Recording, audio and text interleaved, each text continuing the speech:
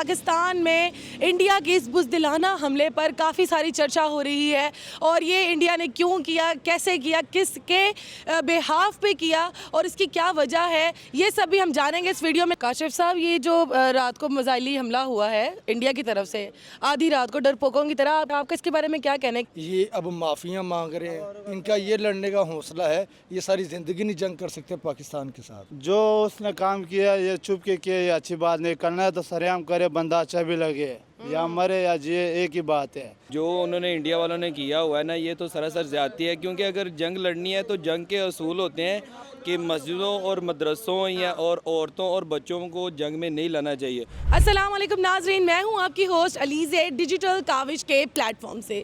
जैसे कि आप सब लोग इस वक्त जानते हैं कि पाकिस्तान में इंडिया के इस बुज़दिलाना हमले पर काफ़ी सारी चर्चा हो रही है और ये इंडिया ने क्यों किया, कैसे किया, किसके बेहाफ पे किया और इसकी क्या वजह है, ये सब भी हम जानेंगे इस वीडियो में। लेकिन उसी के साथ साथ जो हमारी पाक आर्मी ने उनको मुंह तोड़ जवाब दिया है, रातों रात जिस तरह उन्होंने हमला किया उसी वक्त पाकिस्तान ने उनका मुंह तोड़ दिया। आए अपनी आवाम से पूछते हैं इस वक्त उनके क्या जज्बात है, वो इस सब को लेकर क्या सोचते हैं, क्या आगे वो मज़ीद चाहते हैं कि आगे क्या जंग होनी चाहिए या नहीं होनी चाहिए, और अगर होती है तो सबसे बड़ा नुकसान किसका है। हमारे साथ बंदे रहिएगा और कमेंट सेक्शन में जाके आप भी बता सकते हैं।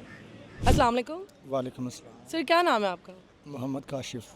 काशिफ साहब, ये जो रात को मिसाइली हमला हुआ है इंडिया की तरफ से आधी रात को डरपोकों की तरह, आपका इसके बारे में क्या कहना है कि ये मतलब कि उनकी तरफ से ऐसा क्यों हुआ, और जो हमने आगे से जवाब दिया है आपको वो जवाब दे के कैसा लगा कि कम होना चाहिए था कि ज़्यादा होना चाहिए था हमारी तरफ से?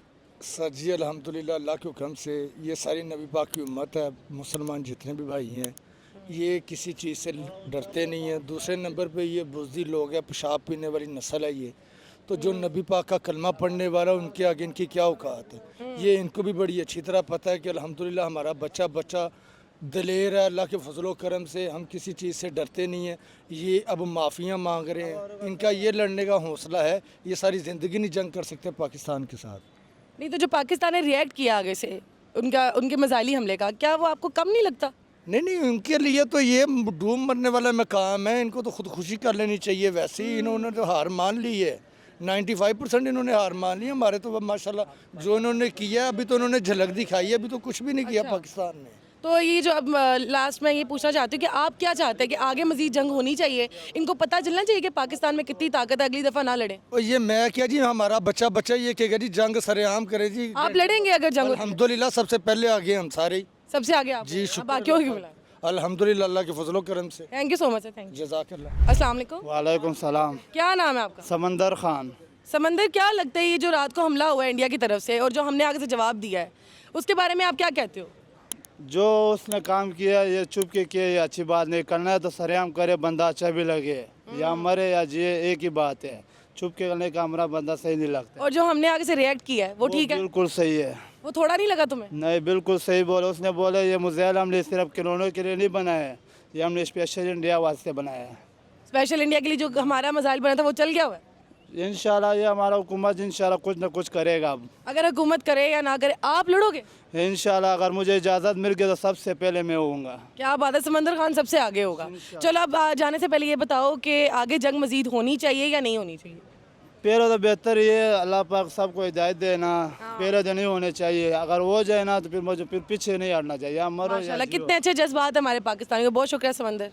वालेकुम सलाम। क्या नाम है आपका? मेरा नाम अब्दुर्रहमान है। रहमान साहब, ये जो रात को मिसाइली हमला हुआ है इंडिया की तरफ से, बुज़दिलाना हमला जो इन्होंने रातों रात किया है, उसका जवाब जो पाक आर्मी ने दिया है, आप उसके बारे में क्या कहते हैं? लेकिन जो उन्होंने इंडिया वालों ने किया हुआ है ना, ये तो सरासर ज़्यादती है। क्योंकि अगर जंग लड़नी है तो जंग के असूल होते हैं कि मस्जिदों और मदरसों या और औरतों और बच्चों को जंग में नहीं लाना चाहिए। उन्होंने अटैक किया सिविलियन, अगर उन्होंने अटैक करना है तो सीधा आगे करें ना, ये बुज़दिलाना हरकत है। और जो पाकिस्तान ने आगे से जवाब दिया है वो अभी थोड़ा कम है।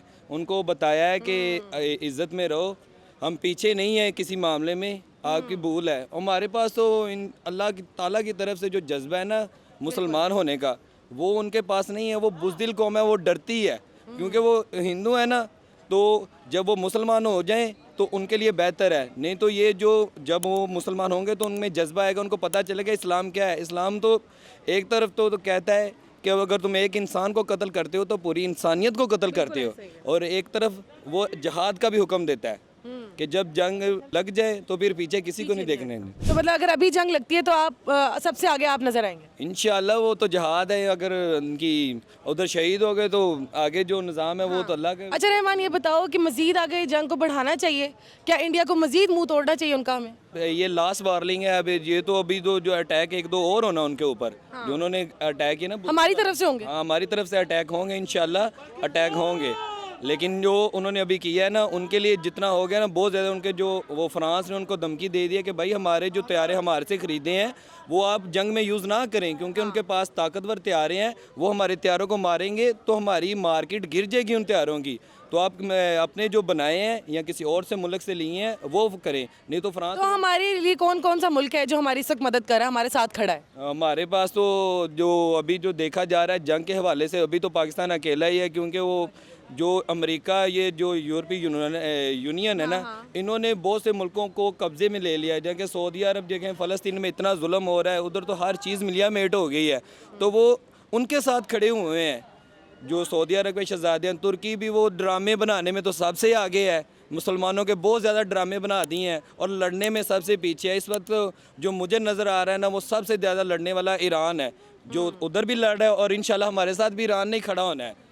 तो जब इंशाल्लाह जो हदीस है ना वो आखिरी साबित होगी हुजूर सल्लल्लाहु अलैहि वसल्लम की, कि जब ये कुफारों के साथ मुसलमानों की जंग होगी तो ये किसी पत्थर या किसी दरख्त के पीछे भी छुपे होंगे, तो वो दरख्त बोलेगा कि हमारे पीछे यहूदी नसार बैठे हुए हैं, इनको मारो। इंशाल्लाह ये हमारा ईमान है कि हुजूर सल्लल्लाहु अलैहि वसल्लम की कोई भी बात रद्द नहीं हो सकती। इंशाल्लाह हम जंग के लिए तैयार हैं, जब मर्जी बुलाएं। ये नहीं कि इंडिया, इंशाल्लाह हम फ़लस्तीन जाने के लिए भी तैयार है, लेकिन हमारी हुकूमत साथ नहीं दे रही किसी में मामले में। बहुत शुक्रिया रहमान, बहुत अच्छा लगा आपसे बात करके। तो जी हाँ नाजरीन, जैसे कि आप लोगों ने देखा कि हमारे पाकिस्तानियों के जज्बात क्या हैं, जिनका मैं वाकई बहुत एहतराम करती हूँ। हमारे छोटे बच्चे से लेके हमारे बुज़ुर्गों तक सब इस वक्त जंग के लिए बिल्कुल तैयार हैं। अगर इंडिया इसी तरह बुज़दिलाना और छुप कर वार करता रहा तो हम लोग दिन दहाड़े फ्रंट पे आके आपसे आपके मुल्क में आके लड़ सकते हैं। इसी के साथ अपनी मेज़बान अलीज़ी को दें इजाज़त। इंशाल्लाह आपसे मुलाकात होगी अगले एपिसोड में। अपना ख्याल रखिएगा। पाकिस्तान जिंदाबाद।